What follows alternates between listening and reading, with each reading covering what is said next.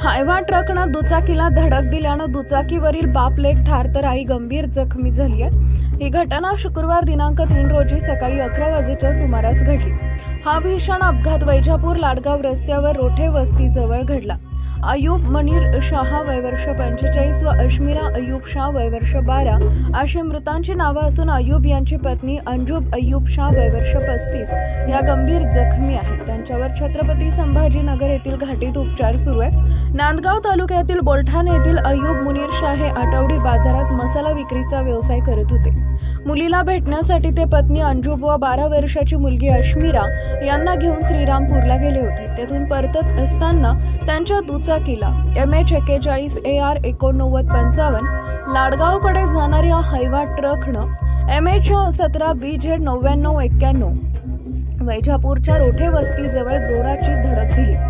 त्यामुळे दुचाकीस्वार अयूब शाह ट्रक खाली चिरडल्याने जागीच ठार झाले, मयत झाले।